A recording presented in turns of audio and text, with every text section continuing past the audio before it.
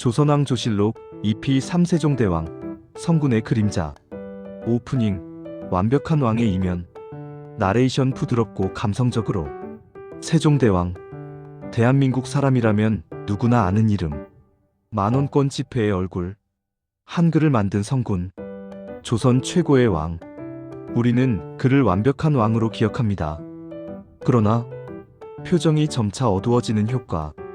나레이션 서서히 긴장감 있게.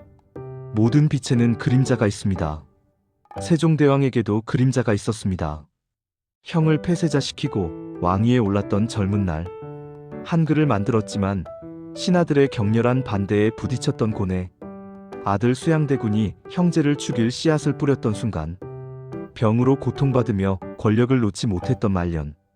그리고 그가 만든 완벽한 체제가 결국 피해 왕자의 난으로 이어졌다는 아이러니. 한글 창제, 치국이, 해시계 등 업적들이 빠르게 지나감. 나레이션 더 강렬하게. 우리는 세종을 너무 완벽하게 기억합니다. 그래서 그의 고통을 잊었습니다. 그의 갈등을 모릅니다. 그의 후회를 알지 못합니다. 오늘 세종대왕의 그림자를 이야기합니다. 성군의 뒤에 숨겨진 인간 충령의 이야기. 왕관이 가져온 무게와 고독, 완벽함이 가린 상처들, 그리고 그가 남긴 것들이 어떻게 비극으로 이어졌는지. 세종의 표정이 점차 고뇌에 찬 모습으로 변함. 나레이션 감성적이면서 강렬하게. 세종은 말했습니다. 나는 다만 백성을 편안하게 하고 싶을 뿐이다. 그러나 그의 가족은 편안하지 못했습니다. 형은 폐위되었고, 아들들은 서로를 죽였고, 신하들은 그를 비판했고, 그 자신은 병으로 고통받았습니다. 이것이 성군의 대가였습니다. 완벽한 왕이 되기 위해 치러야 했던 값. 오늘 우리는 그 이야기를 합니다. 제1장 셋째 왕자의 기적, 양녕대군 폐쇄자의 진실. 1418년 궁궐의 평화로운 아침. 나레이션. 1418년 8월 10일 22살의 셋째 왕자 충령이 세자로 책봉되었습니다. 그러나 이것은 이상한 일이었습니다. 조선은 적장자 계승이 원칙이었습니다. 큰아들이 세자가 되고 왕이 되는 것이 당연했습니다. 그런데 왜 셋째가 세자가 되었을까요? 1418년 6월 3일 충격적인 사건이 벌어졌습니다. 세자 양녕대군이 폐위되었습니다. 공식 이유는 세자의 품행이 단정하지 못하다는 것이었습니다. 태종은 조정회의에서 선언했습니다. 양녕은 세자로서 자질이 없다. 학문을 게을리하고 기생을 가까이하며 사냥과 향락에만 빠져있다. 더 이상 세자로 둘 수 없다. 폐위한다. 대신들은 충격을 받았습니다. 세자를 폐위한다? 그러나 아무도 반대하지 못했습니다. 태종은 강력한 왕이었습니다. 양녕대군, 이름은 이제 1394년생으로 1418년 당시 24살이었습니다. 그는 총명했습니다. 어려서부터 글을 잘 읽었고 이해력이 빨랐습니다. 태종은 양녕을 좋아했습니다. 양녕은 내 큰아들이다. 조선의 미래다. 1404년 10살에 세자로 책봉되었습니다. 처음에는 모범적인 세자였습니다. 경연에 성실히 참석했고 학문을 열심히 했습니다. 그러나 10대 후반부터 변하기 시작했습니다. 양녕은 공부를 싫어하게 되었습니다. 경연에 빠지기 시작했습니다. 스승들이 기다려도 나타나지 않았습니다. 대신 사냥을 즐겼습니다. 매사냥이 특히 좋았습니다. 밤에는 기생들과 어울렸습니다. 술을 마시고 풍악을 즐겼습니다. 심지어 대낮에 거리로 나가 백성들과 어울리기도 했습니다. 나는 궁궐이 답답하다. 받기 좋다. 태종은 분노했습니다. 네가 미래의 왕이다. 어찌 이럴 수 있느냐? 양녕은 대꾸했습니다. 왕이 되고 싶지 않습니다. 1416년 결정적인 사건이 일어났습니다. 양녕이 궁녀를 임신시켰습니다. 태종은 경악했습니다. 세자가 궁녀와 사통하다니. 양녕, 네가 무슨 짓을 한 것이냐? 양녕은 뉘우치지 않았습니다. 사랑했습니다. 태종은 그 궁녀를 쫓아냈습니다. 양녕은 반발했습니다. 아버님은 잔인하십니다. 부자 관계는 악화되었습니다. 1417년 또 다른 사건이 터졌습니다. 양령이 스승을 구타했습니다. 세자 스승인 박은이 양령의 방탕함을 꾸짖었습니다. 세자 저하, 학문에 정진하셔야 합니다. 양령은 화를 냈습니다. 시끄럽다. 그리고 박은을 때렸습니다. 조정이 발칵 뒤집혔습니다. 세자가 스승을 때리다니. 태종은 깊은 고민에 빠졌습니다. 양령을 세자로 계속 둘 수 없다. 그러나 큰아들을 폐위한다? 이것은 전례가 없는 일이다. 태종은 신하들과 논의했습니다. 좌의정 유정현이 말했습니다. 주상, 세자의 품행이 단정하지 못합니다. 이대로 두면 나라가 위태롭습니다. 태종이 물었습니다. 그렇다면 어떻게 해야 하는가? 유정현이 조심스럽게 말했습니다. 세자를 바꾸셔야 합니다. 태종은 한숨을 쉬었습니다. 그렇게 해야 하는가? 그러나 누구를 세자로 삼을 것인가? 태종에게는 아들이 4명 있었습니다. 큰째 양령, 둘째 효령, 셋째 충령, 넷째 성령. 둘째 효령은 학문을 좋아했지만 세속에 관심이 없었습니다. 불교에 심취해 있었습니다. 넷째 성령은 너무 어렸습니다. 남은 것은 셋째 충령이었습니다. 충령, 1397년생, 1418년 당시 21살. 그는 천재였습니다. 어려서부터 책을 좋아했습니다. 책을 읽으면 다 외웠습니다. 음악에도 재능이 있었습니다. 악기를 잘 연주했습니다. 과학에도 관심이 많았습니다. 천문학, 농업, 기계에 흥미를 보였습니다. 무엇보다 성격이 온화했습니다. 신하들을 존중했고 백성을 생각했습니다. 태종은 충령을 눈여겨봤습니다. 충령이라면 훌륭한 왕이 될 것이다. 1418년 6월 3일 태종은 결단을 내렸습니다. 양령을 폐세자한다. 충령을 세자로 삼는다. 양령은 의외로 담담했습니다. 알겠습니다, 아버님. 심지어 웃었습니다. 이제 자유롭군요. 태종은 놀랐습니다. 내가 후회하지 않느냐? 양령이 답했습니다. 저는 왕이 될 그릇이 아닙니다. 충령이 훨씬 낫습니다. 충령은 훌륭한 왕이 될 것입니다. 태종은 복잡한 표정이었습니다. 충령은 세자 책봉 소식을 듣고 놀랐습니다. 제가 세자가 된다고요? 그는 거부했습니다. 아버님, 큰형님이 세자이십니다. 제가 어찌 감히? 태종이 단호하게 말했습니다. 양령은 이미 폐위되었다. 네가 세자가 되어야 한다. 충령은 고뇌했습니다. 형을 밀어내고 세자가 된다? 이것이 옳은가? 그러나 거부할 수 없었습니다. 왕명이었습니다. 1418년 8월 10일 충령은 세자로 책봉되었습니다. 그러나 그의 마음은 무거웠습니다. 세자 책봉 후 충령은 양령을 찾아갔습니다. 형님, 죄송합니다. 양령은 웃으며 말했습니다. 무엇이 죄송한가? 네가 세자가 된 것은 당연하다. 너는 나보다 훨씬 뛰어나다. 좋은 왕이 되거. 충령은 눈물을 흘렸습니다. 형님. 양령이 충령의 어깨를 두드렸습니다. 울지 마라. 나는 행복하다. 이제 자유롭다. 내가 원하는 삶을 살 수 있다. 그러나 양령의 눈에도 슬픔이 어려 있었습니다. 진짜로 후회가 없었을까요? 아니면 동생을 위해 강한 척한 것일까요? 우리는 알 수 없습니다. 1418년 9월 9일 태종이 왕위를 물려주었습니다. 충령이 왕이 되었습니다. 세종입니다. 22살의 젊은 나이였습니다. 세종은 왕위에 올랐지만 죄책감이 있었습니다. 나는 형을 밀어내고 왕이 되었다. 이 죄책감은 평생 그를 따라다녔습니다. 그래서 세종은 더 완벽한 왕이 되려고 했습니다. 형을 배신한 자신을 정당화하기 위해, 완벽한 업적으로 자신의 왕위를 증명하기 위해. 세종의 위대함은 여기서 시작되었습니다. 죄책감과 의무감이 만든 완벽함.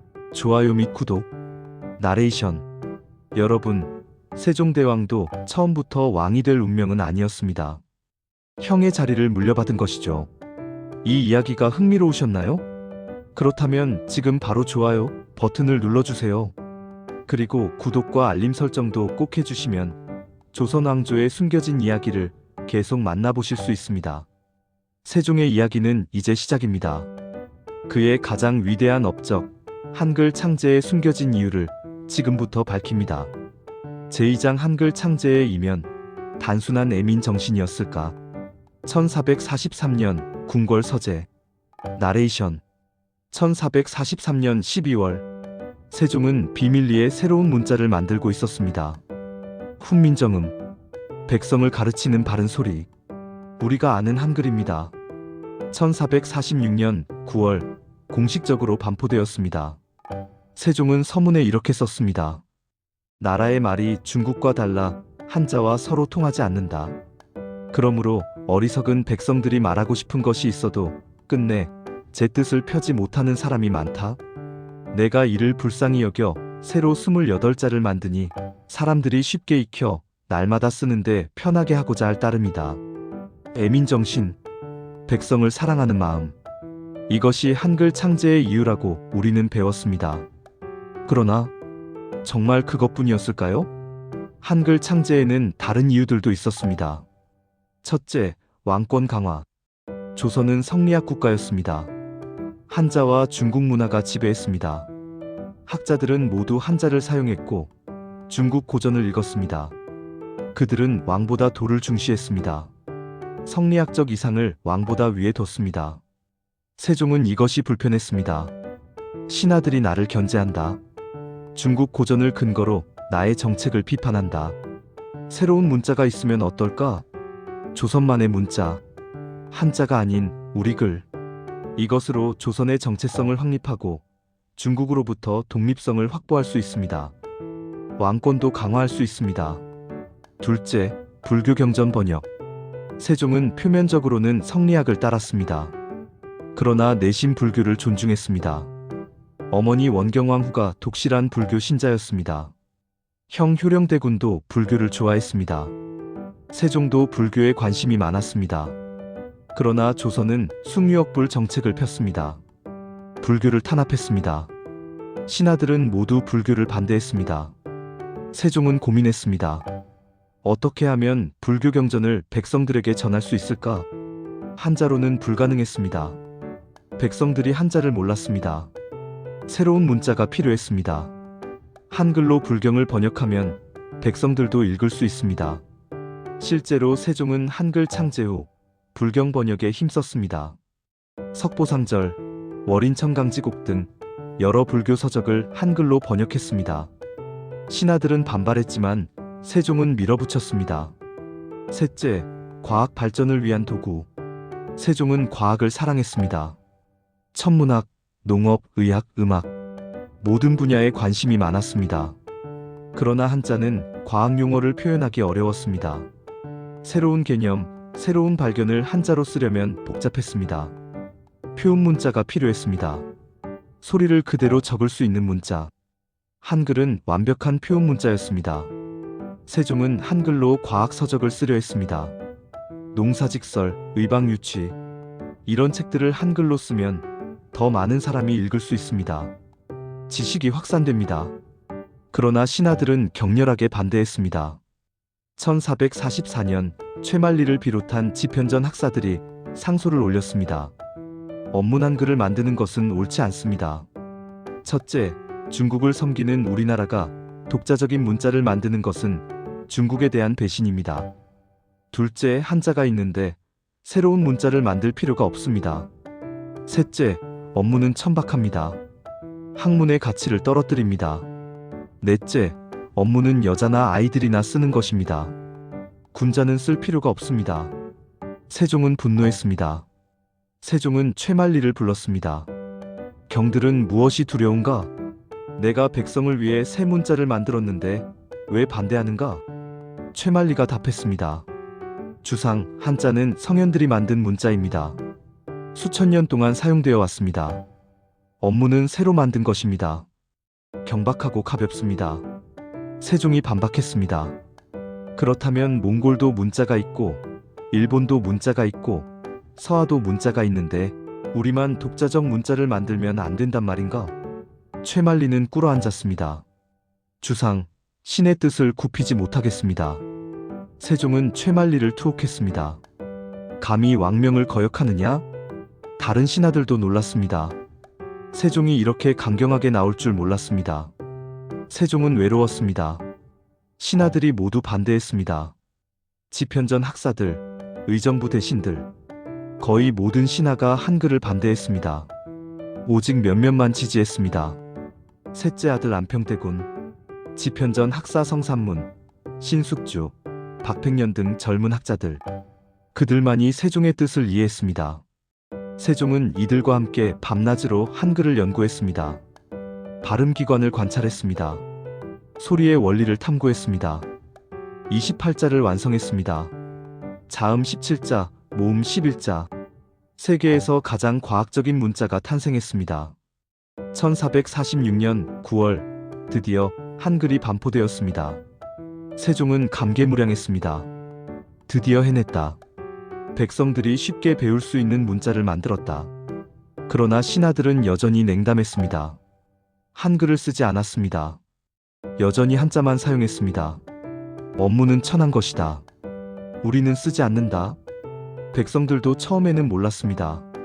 한글의 가치를.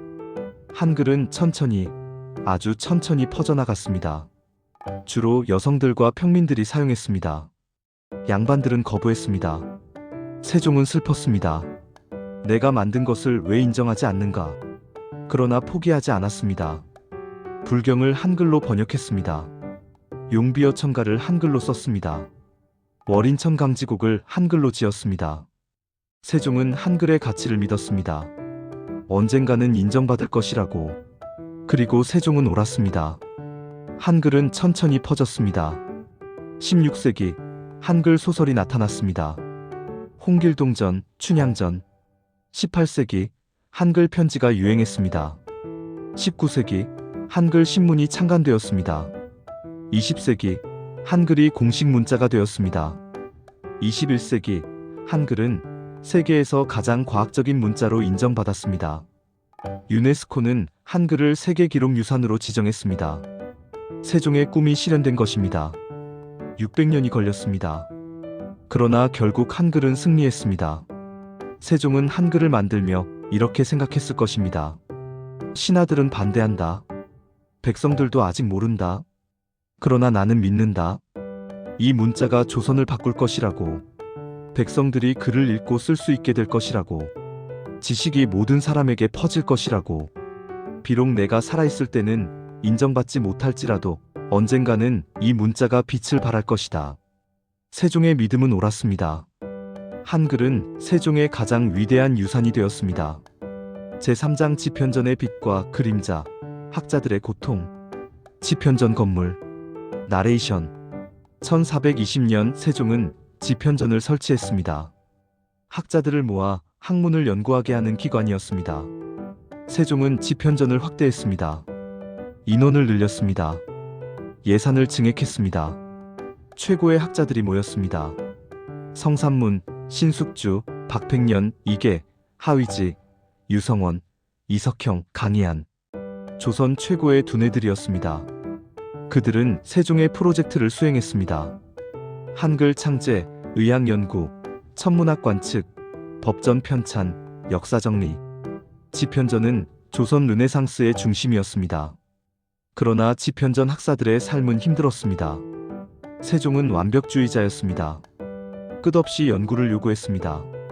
이 책을 번역하라. 저 자료를 조사하라. 이것을 정리하라. 밤낮 없이 일했습니다. 세종 자신도 잠을 거의 자지 않았습니다. 밤늦게까지 책을 읽었습니다. 새벽에 일어나 일했습니다. 학사들도 따라야 했습니다. 성삼문은 후일 이렇게 회상했습니다. 전하께서는 쉬지 않으셨다. 우리도 쉴 수 없었다. 밤낮으로 연구하고 토론하고 글을 썼다. 집에 가는 날이 거의 없었다.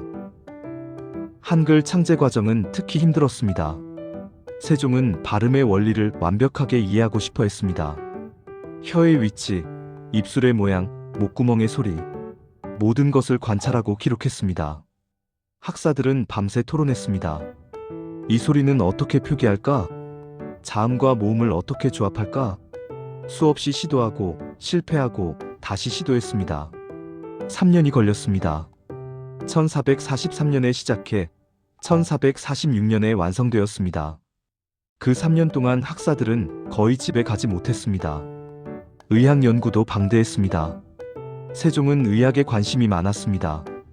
특히 향약조선 약재에 관심이 있었습니다. 중국 약재만 쓸 것이 아니라 우리 땅의 약재를 연구해야 한다.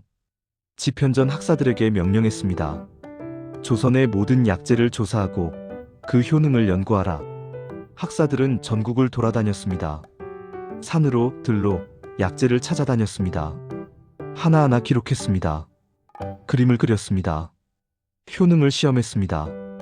향약집성방 85권이 완성되었습니다. 조선의 모든 약재와 치료법을 담은 책이었습니다. 학사들은 탈진했습니다. 천문 관측도 고된 일이었습니다. 세종은 하늘을 관측하려 했습니다. 정확한 역법을 만들고 싶었습니다. 천문대를 만들었습니다. 간이 되었습니다. 매일 밤 학사들이 교대로 하늘을 관측했습니다. 별의 위치를 기록했습니다. 달의 움직임을 측정했습니다. 겨울에도 여름에도 비가 와도 눈이 와도 매일 밤 관측했습니다. 이계는 이렇게 말했습니다. 추운 겨울밤 별을 보며 손가락이 얼어붙었습니다. 그러나 전하께서 명하셨기에 멈출 수 없었습니다. 세종은 학사들을 아꼈습니다. 칭찬도 많이 했습니다. 경들은 조선의 보배다. 경들이 없었다면 이 모든 일을 할 수 없었다. 승진도 시켜주었습니다. 상도 내렸습니다. 그러나 동시에 더 많은 것을 요구했습니다. 이제 이것을 해라. 저것을 연구해라. 끝이 없었습니다. 학사들은 지쳤습니다. 그러나 불평할 수 없었습니다. 왕의 명령이었고 또한 그들도 이 일이 의미 있다는 것을 알았기 때문입니다. 우리가 조선을 바꾸고 있다. 우리의 고생이 헛되지 않을 것이다. 그들은 자부심을 가지고 일했습니다. 집현전의 성과는 엄청났습니다. 한글 창제, 훈민정음 해례본, 의방유치 -의학백과사전 365권, 향약집성방 -향약연구서 85권, 칠정산 -천문역법서, 농사직설 -농업기술서, 삼강행실도 -윤리교과서, 그 외에도 수백 권의 책을 편찬했습니다. 조선은 문화강국이 되었습니다. 세종시대를 조선의 황금기라고 부르는 이유입니다. 그 뒤에는 집현전 학사들의 피와 땀이 있었습니다. 그러나 집현전의 운명은 비극적이었습니다. 1450년 세종이 죽었습니다. 문종이 즉위했습니다. 문종은 아버지의 뜻을 이었습니다. 집현전을 계속 지원했습니다. 그러나 문종은 2년 만에 죽었습니다. 단종이 즉위했습니다. 12살 어린 왕이었습니다. 1453년 수양대군이 쿠데타를 일으켰습니다. 계유정난, 단종의 측근들을 죽였습니다. 1455년 수양대군이 왕위를 찬탈했습니다. 세조가 되었습니다. 집현전 학사들은 반발했습니다. 성삼문, 박팽년, 하위지, 이계, 유성원, 유응부, 그들은 단종 복위를 시도했습니다. 1456년 사육신 사건, 실패했습니다. 그들은 모두 죽었습니다. 능지처참, 가장 잔혹한 형벌이었습니다. 세종이 그토록 아꼈던 학자들이 비참하게 죽었습니다. 만약 세종이 이것을 보았다면 자신의 손자 단종이 조카 수양에게 왕위를 빼앗기는 것을, 자신이 키운 집현전 학사들이 능지처참을 당하는 것을 세종은 뭐라고 했을까요? 내가 잘못했다. 내가 너무 완벽한 체제를 만들었다. 강력한 왕권, 뛰어난 학자들, 체계적인 제도. 그러나 그것이 오히려 비극을 불렀다. 수양은 내가 만든 시스템을 이용해 쿠데타를 일으켰다. 집현전 학자들은 충성심 때문에 죽었다. 세종의 유산은 빛과 어둠을 모두 가지고 있었습니다. 좋아요 및 구독, 나레이션. 여러분, 세종대왕의 업적 뒤에는 수많은 사람들의 희생이 있었습니다. 집현전 학사들은 밤낮 없이 일했고 결국 비극적인 최후를 맞았습니다. 이런 숨겨진 이야기가 흥미로우셨나요? 지금 좋아요 버튼을 눌러주세요. 그리고 구독과 알림 설정도 잊지 마세요. 다음 이야기는 더욱 충격적입니다. 세종의 아들들, 그들은 왜 서로를 죽였을까요? 수양대군은 어떻게 괴물이 되었을까요? 계속해서 들려드리겠습니다. 제4장 세종과 신하들, 군신공치의 이상과 현실, 조정회의 장면, 세종과 신하들. 나레이션. 세종시대를 빛낸 것은 세종 혼자가 아니었습니다. 뛰어난 신하들이 있었습니다. 황희, 맹사성, 김종서, 허조, 정인지. 이들과 세종이 함께 조선의 황금기를 만들었습니다. 그러나 왕과 신하의 관계는 항상 순탄하지만은 않았습니다. 갈등도 있었고 충돌도 있었습니다. 오늘은 세종과 그의 신하들 이야기를 합니다. 황희 정승의 등장. 나레이션. 황희, 1363년생. 세종보다 34살이나 많았습니다. 그는 고려 말부터 관직에 있었던 원로였습니다. 태종 시대부터 일했고 세종 때 영의정이 되었습니다. 1431년 황희가 영의정으로 임명되었을 때 그의 나이는 68살이었습니다. 보통 사람이라면 은퇴할 나이였습니다. 그러나 세종은 황희가 필요했습니다. 황희 정승이 있어야 나라가 안정됩니다. 황희는 무려 18년 동안 영의정을 지냈습니다. 1431년부터 1449년까지 조선 역사상 가장 오래 영의정을 지낸 사람입니다. 황희는 어떤 사람이었을까요? 온화했습니다. 화를 내는 일이 거의 없었습니다. 공정했습니다. 어느 한쪽 편을 들지 않았습니다. 유명한 일화가 있습니다. 어느 날 두 농부가 싸우고 있었습니다. 이 땅은 내 것이다. 아니다, 내 땅이다. 황희가 첫 번째 농부에게 물었습니다. 자네 말이 맞는가? 첫 번째 농부가 자신의 주장을 펼쳤습니다. 황희가 고개를 끄덕였습니다. 그래, 자네 말이 옳네. 그리고 두 번째 농부에게 물었습니다. 두 번째 농부도 자신의 주장을 펼쳤습니다. 황희가 또 고개를 끄덕였습니다. 그래, 자네 말도 옳네. 옆에 있던 아전이 어리둥절해서 물었습니다. 정승님, 두 사람의 말이 서로 다른데 어떻게 둘 다 옳을 수 있습니까? 황희가 웃으며 말했습니다. 자네 말도 옳네. 이것이 황희의 성품이었습니다. 한쪽으로 치우치지 않고 양쪽의 말을 다 들었습니다. 극단적인 판단을 피했습니다. 중용을 지켰습니다. 세종은 황희를 존경했습니다. 나이도 많고 경험도 많고 지혜로웠습니다. 세종은 중요한 결정을 내릴 때 황희와 상의했습니다. 황희 정승, 이 문제를 어떻게 생각하시오? 황희는 조심스럽게 의견을 말했습니다. 급진적이지 않았습니다. 점진적인 개혁을 선호했습니다. 주상, 천천히 가는 것이 좋겠습니다. 급하면 실수합니다. 세종은 때로 답답해했습니다. 세종은 급진적인 개혁을 원했습니다. 빨리 변화시키고 싶었습니다. 그러나 황희는 보수적이었습니다. 신중했습니다. 전하, 너무 빠른 변화는 백성들을 혼란스럽게 합니다. 세종과 황희는 때로 의견이 달랐습니다.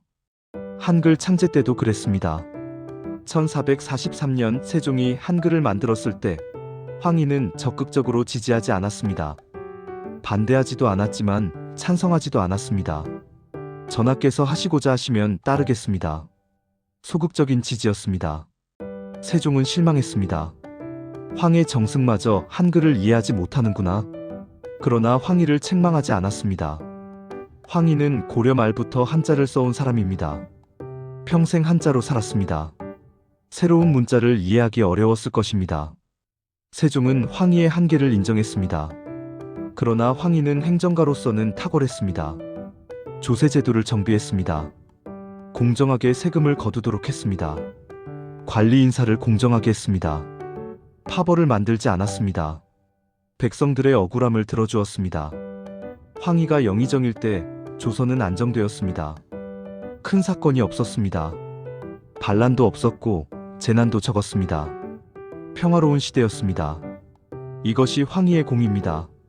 1449년 황희가 86살로 은퇴했습니다. 세종은 아쉬워했습니다. 황희 정승이 떠나니 조정이 허전하구나. 황희는 1452년 89살로 죽었습니다. 긴 생애였습니다. 고려와 조선 두 왕조를 섬겼습니다. 세종의 가장 든든한 신하였습니다. 맹사성의 등장. 나레이션. 황희와 함께 세종시대를 대표하는 또 한 명의 신하. 맹사성. 1360년생. 황희보다 3살 위였습니다. 맹사성은 청렴했습니다. 조선 역사상 가장 청렴한 관리 중 한 명입니다. 그는 평생 가난하게 살았습니다. 높은 벼슬을 했지만 재산을 모으지 않았습니다. 초가집에 살았습니다. 관복도 낡았습니다. 신하들이 놀랐습니다. 우의정이 이렇게 가난하게 사시다니. 맹사성은 웃으며 말했습니다. 나는 이것으로 충분하다. 유명한 일화가 있습니다. 어느 날 맹사성이 집에서 쓰러졌습니다. 가족들이 놀라 의원을 불렀습니다. 의원이 진찰하더니 말했습니다. 과로와 영양실조입니다. 영양실조? 우의정이 영양실조라니. 알고 보니 맹사성은 제대로 먹지 못하고 있었습니다. 가난해서 좋은 음식을 살 수 없었습니다. 세종이 이 소식을 듣고 놀랐습니다. 맹사성이 영양실조라니. 즉시 음식을 보내라. 세종은 궁궐에서 음식을 보냈습니다. 맹사성은 감사히 받았습니다. 그러나 혼자 먹지 않았습니다. 이웃들과 나눠 먹었습니다. 나 혼자 좋은 음식을 먹을 수 없다. 이것이 맹사성의 성품이었습니다. 세종은 맹사성을 존경했습니다. 맹사성 같은 신하가 있어 나라가 바로 선다. 맹사성은 1442년까지 우의정을 지냈습니다. 82살까지 일했습니다. 1444년 84살로 죽었습니다. 세종은 크게 슬퍼했습니다. 맹사성은 진정한 군자였다. 세종은 맹사성에게 시호를 내렸습니다. 문정공. 글과 정직함의 공신이라는 뜻입니다. 맹사성은 후세의 청렴의 상징이 되었습니다. 김종서의 등장. 나레이션. 세종에게는 또 다른 중요한 신하가 있었습니다. 김종서, 1390년생. 세종보다 7살 많았습니다. 김종서는 군인이자 행정가였습니다. 무예도 뛰어났고 학문도 깊었습니다. 세종은 김종서에게 중요한 임무를 맡겼습니다. 북방 개척. 1433년 김종서를 함길도 함경도 관찰사로 임명했습니다. 북방을 개척하고 국경을 확정하라. 김종서는 16년 동안 북방에서 일했습니다. 1433년부터 1449년까지 그는 육진을 개척했습니다.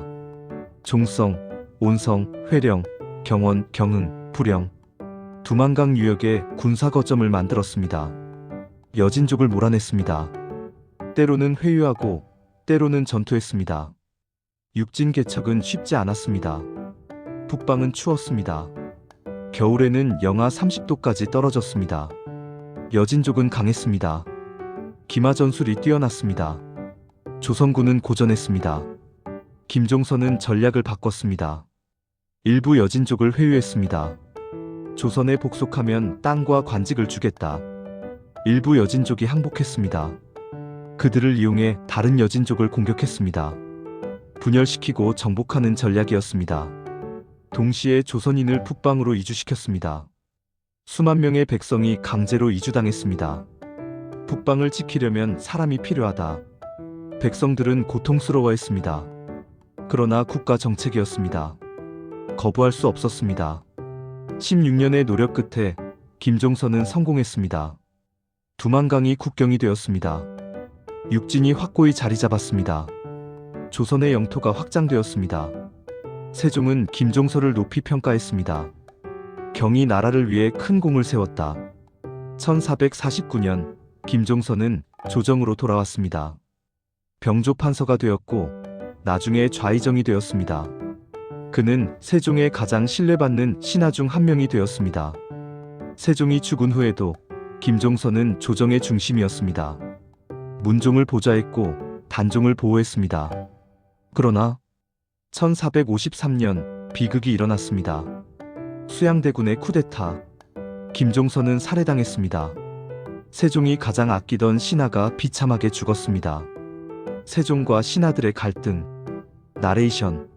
세종과 신하들의 관계가 항상 좋았던 것은 아닙니다. 갈등도 있었습니다. 1439년 큰 갈등이 있었습니다. 불교 문제였습니다. 세종은 불경을 한글로 번역하고 싶었습니다. 신하들은 반대했습니다. 전하, 불교는 이단입니다. 국가가 불경 번역을 지원해서는 안 됩니다. 세종은 고집했습니다. 나는 어머니를 위해 불경을 번역하고 싶다. 신하들이 더 강하게 반대했습니다. 전하의 효심은 이해하지만 국가 정책과는 별개입니다. 세종은 화를 냈습니다. 경들은 내 뜻을 이해하지 못하는가? 신하들은 물러나지 않았습니다. 며칠 동안 대치했습니다. 결국 세종이 양보했습니다. 알겠다. 국가 예산을 쓰지 않겠다. 내 개인 돈으로 하겠다. 신하들은 더 이상 반대하지 않았습니다. 세종은 개인 재산으로 불경을 번역했습니다. 이것은 세종의 한계였습니다. 왕이었지만 신하들을 무시할 수 없었습니다. 1444년 또 다른 갈등이 있었습니다. 세종은 온천 요양을 자주 갔습니다. 건강이 나빠서였습니다. 그러나 신하들은 불만이었습니다. 전하께서 너무 자주 궁궐을 비우십니다. 국정에 공백이 생깁니다. 세종은 변명했습니다. 내가 건강해야 나라를 다스릴 수 있다. 신하들이 반박했습니다. 세자 저하께서 대리청정을 하고 계십니다. 전하께서는 믿고 맡기시면 됩니다. 세종은 인정했습니다. 그렇지만 나는 직접 확인하고 싶다. 이것은 세종의 약점이었습니다. 통제욕이 강했습니다. 모든 것을 직접 관리하고 싶어 했습니다. 권력을 놓지 못했습니다. 신하들은 이것을 걱정했습니다. 전하께서 너무 무리하십니다. 세종의 인사원칙, 나레이션. 그럼에도 세종은 뛰어난 인사 감각이 있었습니다. 능력 있는 사람을 발탁했습니다. 출신을 따지지 않았습니다. 양반이든 중인이든 심지어 천민 출신이라도 능력이 있으면 등용했습니다. 장영실이 대표적입니다. 장영실은 노비 출신이었습니다. 그러나 기계를 잘 만들었습니다. 세종은 장영실을 발탁했습니다. 신하들이 반대했습니다. 전하, 장영실은 천민입니다. 관직을 줄 수 없습니다. 세종은 밀어붙였습니다. 능력이 있으면 된다. 출신이 무슨 문제인가? 장영실은 세종을 실망시키지 않았습니다. 치국이, 자경루, 앙부일구, 수많은 과학기구를 만들었습니다. 세종의 판단이 옳았습니다. 세종은 젊은 인재도 과감히 등용했습니다. 지편전 학사들이 대표적입니다. 성삼문, 신숙주, 박팽년 모두 20-30대의 젊은이들이었습니다. 세종은 그들에게 중요한 일을 맡겼습니다. 한글을 만들어라. 책을 편찬하라. 연구하라. 젊은 학자들은 열정적으로 일했습니다. 세종의 기대에 부응했습니다. 세종은 인재를 알아보는 눈이 있었습니다. 그리고 그들을 믿고 맡겼습니다. 이것이 세종시대가 위대했던 이유입니다. 훌륭한 왕과 훌륭한 신하들이 함께 일했기 때문입니다. 군신공치의 이상, 나레이션. 세종시대는 군신공치의 모범이었습니다. 왕과 신하가 함께 다스린다는 뜻입니다. 세종은 독재하지 않았습니다. 신하들의 의견을 들었습니다. 토론했습니다. 논쟁했습니다. 때로는 신하들의 의견을 따랐습니다. 신하들도 왕을 존중했습니다. 그러나 아첨하지 않았습니다. 잘못된 것은 지적했습니다. 간언했습니다. 이것이 건강한 군신 관계였습니다. 물론 완벽하지는 않았습니다. 갈등도 있었고 의견 충돌도 있었습니다. 그러나 서로 존중했습니다. 왕도 신하도 나라를 사랑했습니다. 백성을 위한다는 공통의 목표가 있었습니다. 그래서 함께 위대한 업적을 이룰 수 있었습니다. 그러나 세종이 죽은 후 이런 관계는 무너졌습니다. 문종은 온화했지만 병약했습니다. 2년 만에 죽었습니다. 단종은 너무 어렸습니다. 신하들을 통제할 수 없었습니다. 수양대군이 쿠데타를 일으켰습니다. 김종서를 죽였습니다. 황해, 맹사성이 키운 군신공치의 전통이 무너졌습니다. 세조는 강력한 왕권을 휘둘렀습니다. 신하들은 왕의 명령에 복종해야 했습니다. 간언하는 신하는 제거되었습니다. 세종시대의 이상적인 관계는 사라졌습니다. 다시는 돌아오지 않았습니다. 세종시대가 특별했던 이유입니다. 세종과 신하들의 관계는 우리에게 교훈을 줍니다. 리더는 혼자 모든 것을 할 수 없습니다. 훌륭한 팀이 필요합니다. 그리고 그들을 믿고 맡겨야 합니다. 그러나 동시에 소통해야 합니다. 듣고, 논쟁하고, 함께 결정해야 합니다. 세종은 이것을 실천했습니다. 완벽하지는 않았지만 최선을 다했습니다. 그래서 세종시대는 조선의 황금기가 되었습니다. 왕 혼자의 업적이 아니라 왕과 신하들이 함께 이룬 업적이었습니다. 제후장 대마도 정벌, 영광의 이면 1419년 바다 나레이션 1419년 6월 조선 수군 227척 병력 1만 7천 명이 대마도로 출정했습니다. 지휘관은 이종무, 목적은 왜구 소탕. 대마도는 왜구의 본거지였습니다. 수백 년 동안 조선을 괴롭혔습니다. 마을을 약탈하고 백성을 납치하고 곡식을 빼앗았습니다. 세종은 결단을 내렸습니다. 대마도를 정벌하겠다. 사실 이것은 태종의 계획이었습니다. 태종은 1418년 왕위를 물려주었지만 여전히 영향력이 있었습니다. 상황이었습니다. 태종이 명령했습니다. 대마도를 쳐라. 왜구의 소굴을 없애라. 세종은 아버지의 뜻을 따랐습니다. 1419년 6월 19일 조선 수군이 대마도에 상륙했습니다. 전투가 벌어졌습니다. 조선군은 강했습니다. 화포를 사용했습니다. 대마도 왜구는 놀랐습니다. 조선이 쳐들어왔다. 그들은 저항했습니다. 그러나 역부족이었습니다.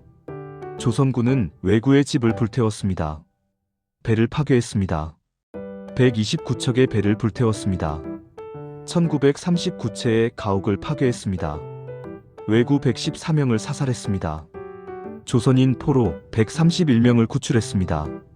승리였습니다. 7월 조선군이 돌아왔습니다. 백성들이 환호했습니다. 대마도를 정벌했다. 왜구를 물리쳤다. 세종은 이종무를 포상했습니다. 경이 나라를 위해 큰 공을 세웠다. 역사는 이것을 조선의 위대한 승리로 기록했습니다. 그러나 진짜 이야기는 조금 다릅니다. 대마도를 점령했지만 유지하지 못했습니다. 조선군은 보름 동안 대마도에 있다가 철수했습니다. 왜냐하면 첫째, 대마도는 너무 멀었습니다. 보급이 어려웠습니다. 둘째, 대마도주 소사다시게가 항복하지 않았습니다. 그는 산속으로 도망쳤습니다. 셋째, 장기 주둔할 병력이 부족했습니다. 결국 조선군은 철수했습니다. 대마도는 다시 왜구의 손에 들어갔습니다. 그러나 정벌의 효과는 있었습니다. 대마도주가 겁을 먹었습니다. 조선이 다시 쳐들어올 수 있다. 대마도주는 조선에 사신을 보냈습니다. 조선과 평화를 원합니다. 교역을 하고 싶습니다. 조선은 조건을 제시했습니다. 왜구 단속을 확실히 하라. 조선인을 약탈하지 마라.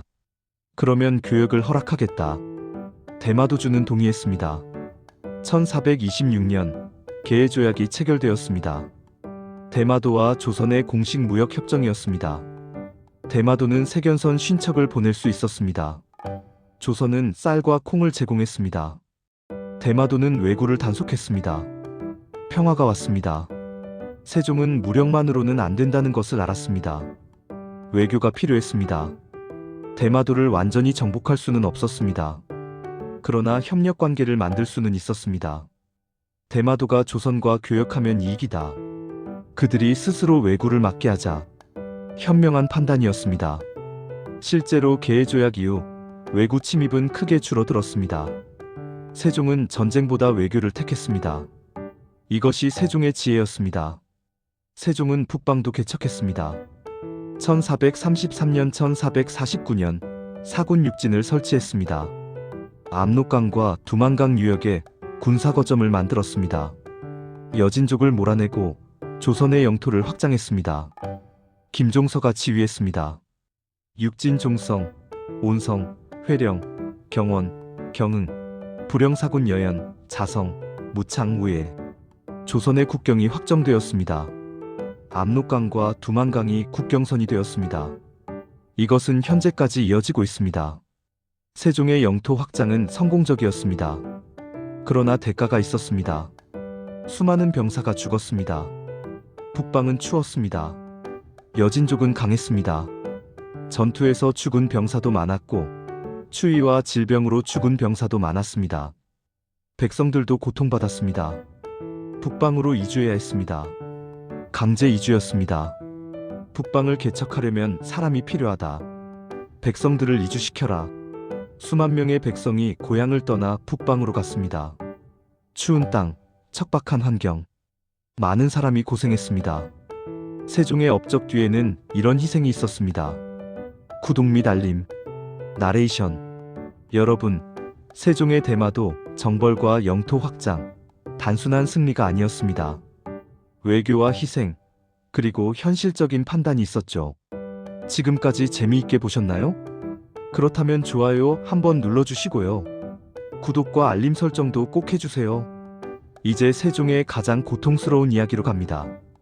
그의 건강 문제와 말년의 고독. 계속 시청해주세요. 제6장 병든 성군, 세종의 고통.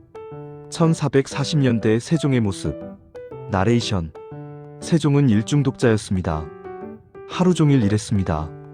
밤늦게까지 책을 읽었습니다. 새벽에 일어나 정사를 봤습니다. 쉬는 법을 몰랐습니다. 신하들이 간언했습니다. 전하, 너무 무리하십니다. 몸을 돌보셔야 합니다. 세종은 듣지 않았습니다. 할 일이 많다. 쉴 수 없다. 그 결과 건강이 무너졌습니다. 세종은 여러 질병을 앓았습니다. 첫째, 안질. 너무 많이 책을 읽어서 눈이 나빠졌습니다. 1440년대부터 시력이 급격히 떨어졌습니다. 글자가 잘 보이지 않았습니다. 신하들이 큰 글씨로 보고서를 썼습니다. 그래도 보기 힘들었습니다. 1440년대 후반, 거의 실명 상태가 되었습니다. 세종은 절망했습니다. 내가 책을 읽을 수 없다니. 둘째, 당뇨병. 세종은 당뇨병을 앓았습니다. 당시에는 소갈증이라고 불렀습니다. 매우 고통스러웠습니다. 셋째, 풍증. 중풍이었습니다. 지금의 뇌졸중. 1445년쯤부터 증상이 나타났습니다. 손발이 저렸습니다. 말이 어눌해졌습니다. 한쪽 팔다리가 잘 움직이지 않았습니다. 세종은 거동이 불편해졌습니다. 넷째, 소갈증, 합병증. 당뇨병의 합병증들이 나타났습니다. 피부병, 치질, 등창. 특히 등창이 심했습니다. 등에 큰 종기가 났습니다. 고름이 나왔습니다. 매우 고통스러웠습니다. 밤에 잠을 잘 수 없었습니다. 세종은 여러 치료를 시도했습니다.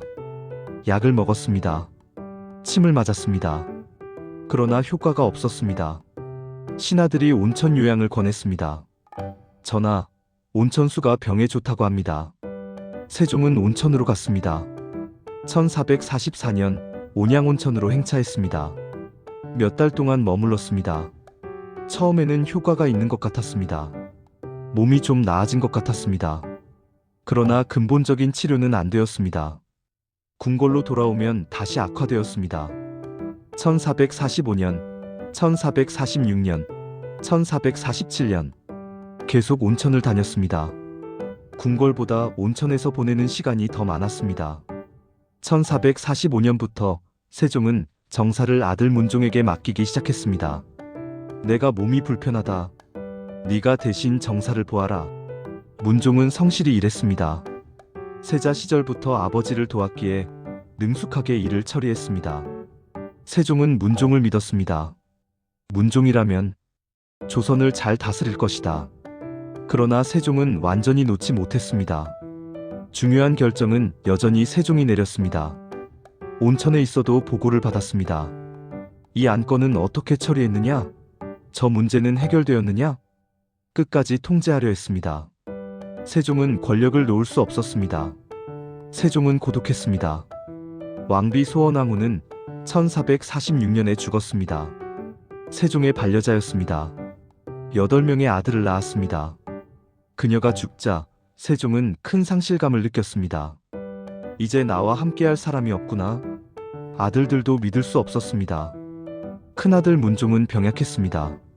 둘째 수양은 야심이 보였습니다. 수양이 위험하다. 그러나 어쩔 수 없다. 그도 내 아들이다.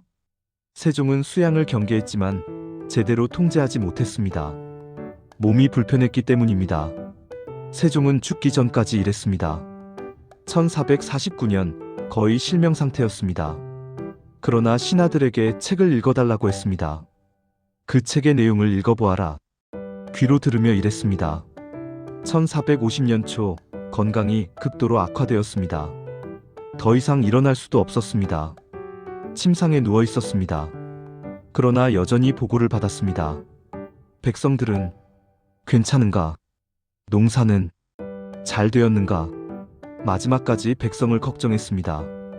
1450년 2월 17일 세종이 죽었습니다. 54살이었습니다. 마지막 말. 문종아, 백성을 잘 돌보아라. 형제끼리 싸우지 마라. 나라를 잘 지켜라. 그리고 눈을 감았습니다. 세종의 일생은 이렇게 끝났습니다. 32년간의 재위, 한글 창제, 과학 발전, 영토 확장, 법전 정비, 엄청난 업적을 남겼습니다. 그러나 개인적으로는 고통스러운 삶이었습니다. 병으로 고생하고 가족 갈등에 시달리고 죄책감에 괴로워하고 완벽한 왕이 되기 위해 치른 대가였습니다. 제7장 세종의 인간적 면모, 완벽하지 않은 성군, 세종의 일상, 나레이션. 세종은 완벽한 왕이 아니었습니다. 그도 인간이었습니다. 결점이 있었습니다. 첫째, 완벽주의.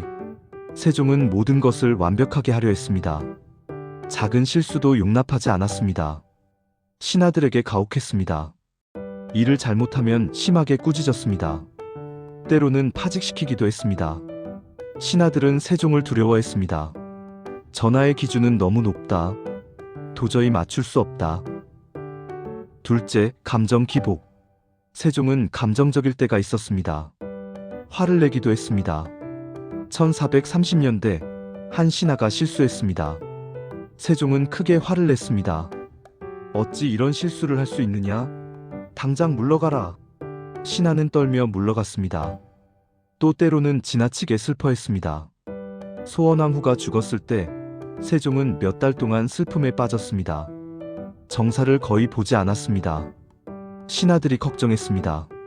전하, 슬픔을 이겨내셔야 합니다. 세종은 인간적이었습니다. 완벽한 로봇이 아니었습니다. 셋째, 노비제 유지. 세종은 백성을 사랑했습니다. 한글을 만들었습니다. 그러나 노비제는 폐지하지 않았습니다. 조선에는 수십만 명의 노비가 있었습니다. 그들은 자유가 없었습니다. 매매되었습니다. 일부 신하들이 노비제 개혁을 제안했습니다. 전하, 노비들도 사람입니다. 그들에게도 자유를 주어야 합니다. 세종은 거부했습니다. 노비제는 조선의 제도다. 바꿀 수 없다. 왜 세종은 노비제를 유지했을까요? 당시 사회 시스템이 노비 노동에 의존했기 때문입니다. 노비가 없으면 농사를 지을 사람이 부족했습니다. 세종도 시대의 한계를 넘지 못했습니다. 넷째, 불교 옹호. 조선은 숭유역불 국가였습니다. 성리학을 숭상하고 불교를 탄압했습니다. 그러나 세종은 불교를 좋아했습니다. 어머니가 불교 신자였습니다. 형 효령대군도 불교를 믿었습니다. 세종은 불경을 한글로 번역했습니다. 절을 짓는 것을 허락했습니다. 신하들은 반대했습니다.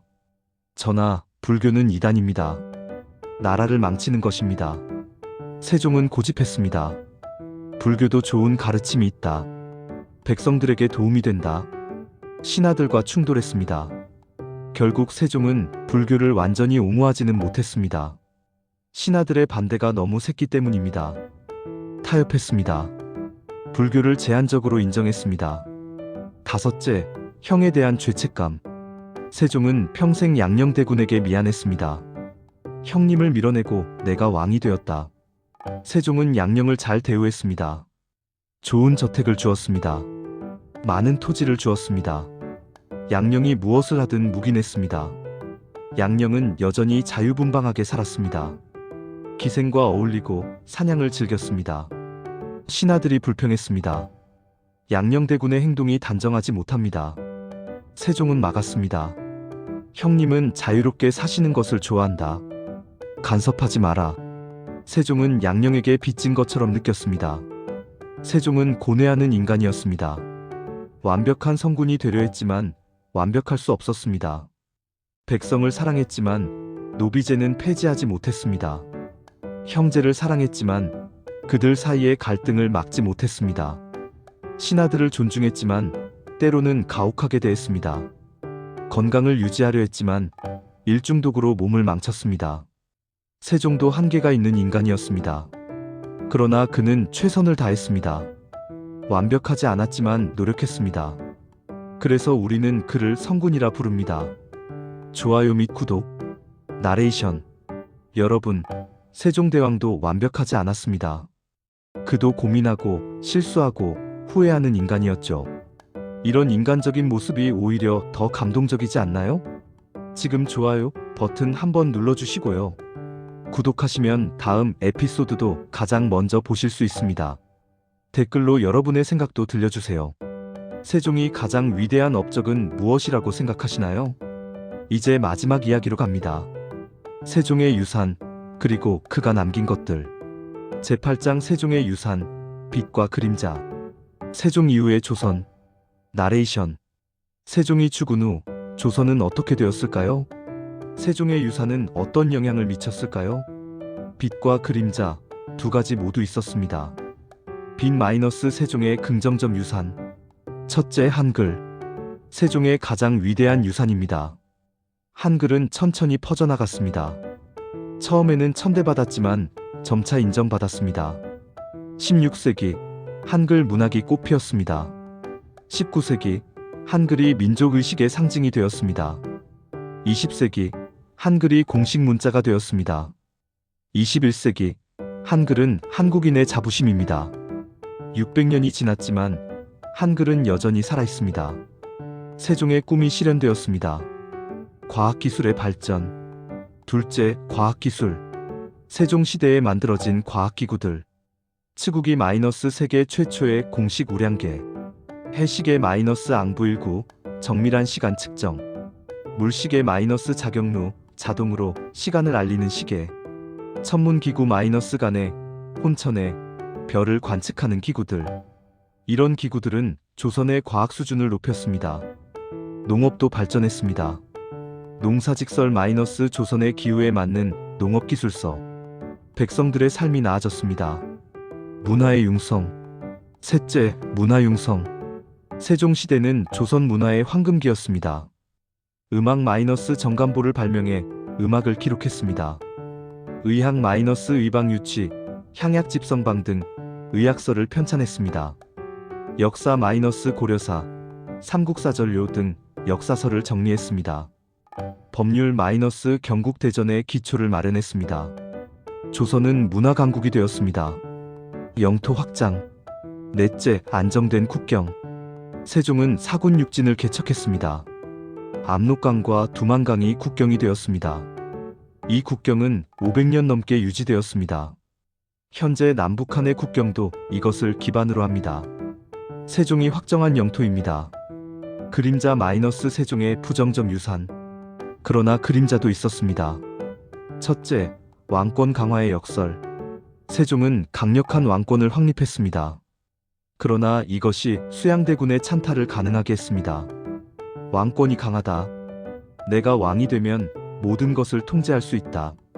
수양대군은 세종의 시스템을 이용했습니다. 세종이 만든 강력한 왕권이 역설적으로 쿠데타의 도구가 되었습니다.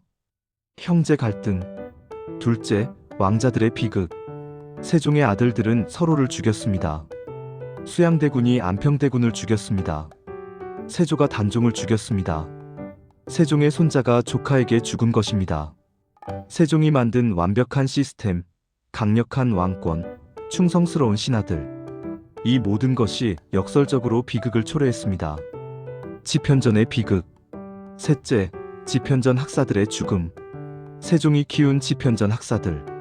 그들은 세종의 프로젝트를 수행했습니다. 한글을 만들었고, 책을 편찬했고, 과학을 연구했습니다.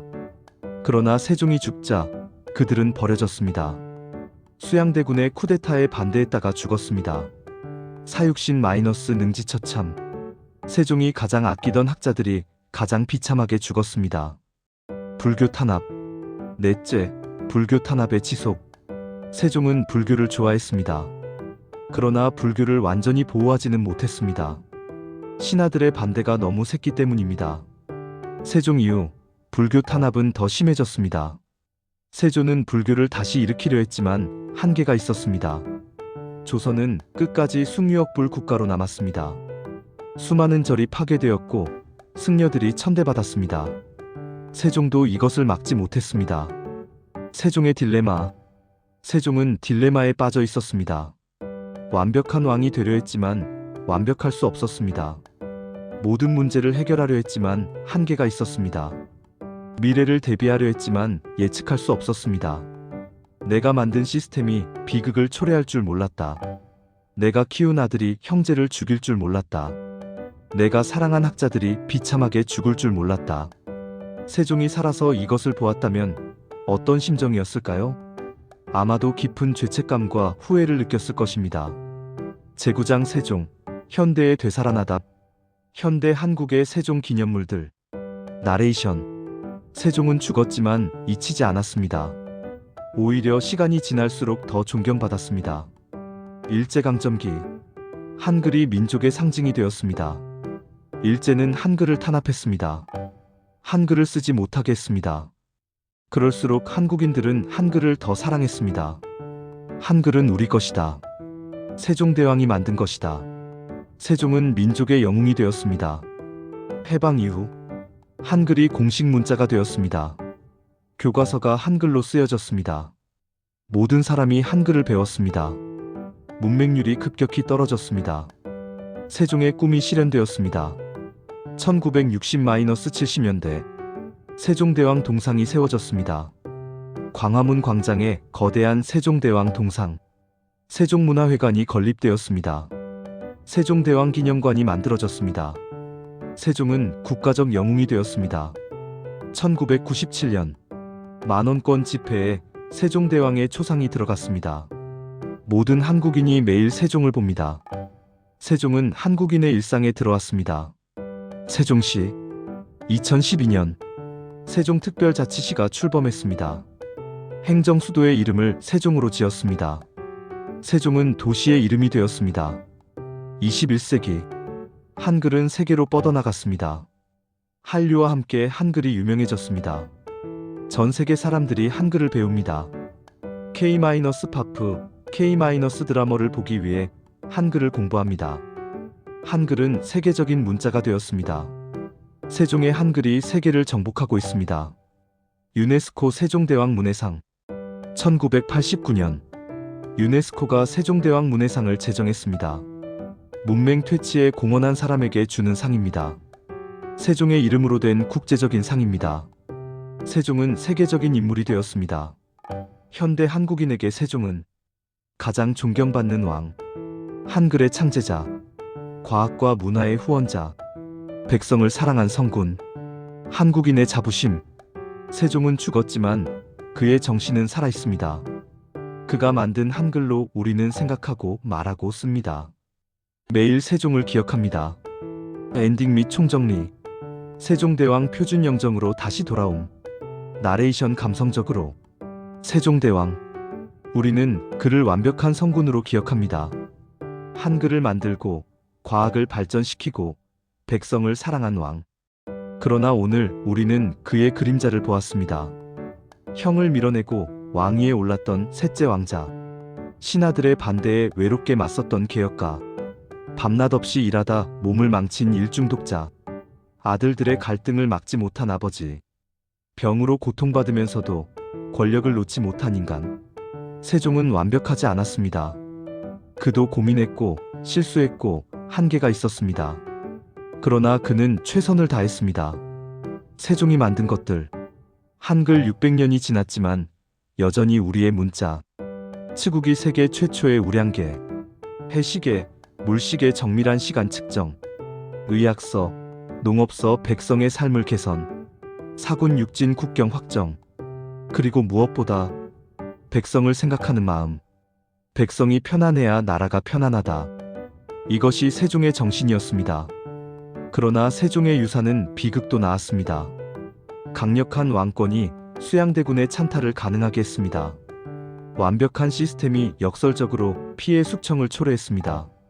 집현전 학사들이 능지처참을 당했습니다. 손자 단종이 죽었습니다. 이것도 세종의 유산입니다. 빛이 강할수록 그림자도 짙습니다. 세종의 완벽함이 비극을 불렀습니다. 그런데도 우리는 세종을 성군이라 부릅니다. 왜일까요? 완벽해서가 아닙니다. 최선을 다했기 때문입니다. 한계가 있었지만 포기하지 않았습니다. 고통스러웠지만 끝까지 백성을 생각했습니다. 실수했지만 위대한 유산을 남겼습니다. 세종은 인간이었습니다. 완벽한 성인이 아니라 노력하는 인간이었습니다. 그래서 더 위대합니다. 그래서 우리는 그를 기억합니다. 세종이 한글을 만든 이유, 백성을 가르치는 바른 소리, 백성을 위한 문자. 600년이 지났지만 한글은 여전히 우리와 함께합니다. 우리는 한글로 생각하고 말하고 씁니다. 매일 세종을 기억합니다. 세종은 죽지 않았습니다. 한글 속에서, 우리 마음 속에서 세종은 살아있습니다. 다음 회 예고, 나레이션. 다음 편 2피4. 단종과 세조왕위를 빼앗긴 소년과 형제를 죽인 왕. 1453년 계유정난. 수양대군이 쿠데타를 일으켰습니다. 1455년 왕위 찬탈. 수양대군이 조카 단종에게서 왕위를 빼앗았습니다. 1456년 사육신 사건. 집현전 학사들이 단종 복위를 시도했습니다. 1457년 단종 사사. 17살 소년왕이 사약을 받았습니다. 가장 비극적인 조선의 역사. 금단의 역사는 계속됩니다. 구독, 좋아요, 알림 설정. 다음 회에서 만나요.